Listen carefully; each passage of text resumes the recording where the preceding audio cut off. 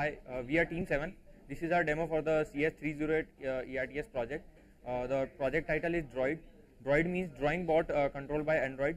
So in this we have implemented user bot interaction using an Android phone via Bluetooth connection.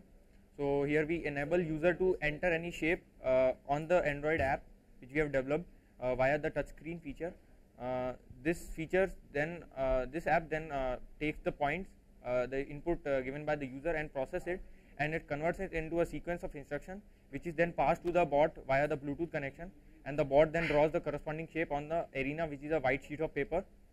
And we have also enabled a feature to implement some basic bot control movements like front, left, right, and pen up, pen down. The pen is for drawing the shape. So let's look at our Android application named DRAWOID. This is the user interface which shows two options, auto draw and manual draw. Let's first explore manual draw. Now it is trying to establish connection, and it says connection established. On the screen you can see four options: front, back, right, and left, and two more buttons in the middle saying pen up and pen down. Let's do pen down first. Okay, now front, more front, front. Now let's turn right by 20 degrees. Pen up.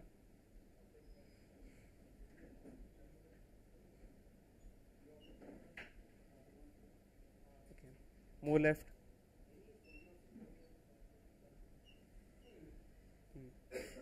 Now front, front, front, front. Okay, so that was manual draw, where you saw that we made a zigzag line using a series of commands from front, left, and back. Next feature is auto draw. It is trying to establish a connection with Firebird. Okay, the connection is established. Now I would like Gaurav to draw some object. Okay, so here you can see he have made an inverted V. Now give a command to draw. So you can see the bot is trying to draw the object.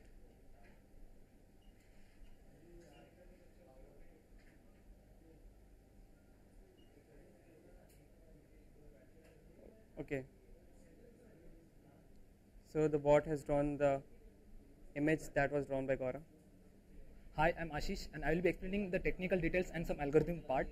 So basically we designed an algorithm which takes as input the set of points generated by the Android app, and then the algorithm processes them and intelligently removes the unnecessary points using two filtering techniques.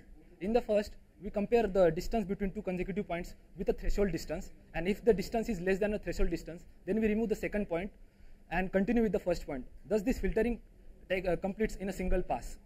In the second filtering technique, we compare the angle made by the previous and the next point at the current point and with a threshold angle, and if that angle is greater than a threshold angle, it means that those 3 points are almost collinear. So we remove the middle point and continue with the first point. Again, this filtering completes in a single pass. We then encode the instructions using these remaining points. We use vector product to figure out whether a bot has to turn right or left at a point, and we use a cosine rule in a triangle to figure out the angle by which the bot has to turn. I will brief you about the problems faced by us in the project. The first problem was the pen up and pen down. Initially we planned for the only drawing of continuous figures. Later we added the servo motor which enabled the movement of pen up and down, so we can draw discontinuous figures. And the second problem was the axis of rotation. The axis of rotation was the axle, center of axle, which was far away from the axis of pen, which should be the axis of rotation if we want a perfect turn.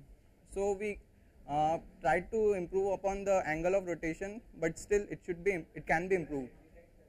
The better algorithm and implementation, we can make a map maker where we can draw a map on the Android phone, and later the bot makes the scaled up version on a blank sheet.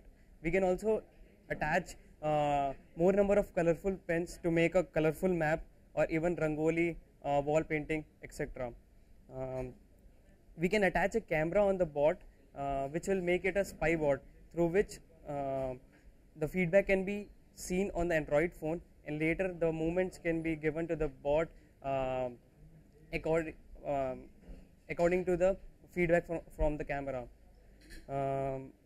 Next would be a maze solver, where if the maze is known, the bot can be traversed through it, and later with the help of proximity sensors, a maze solver can be made.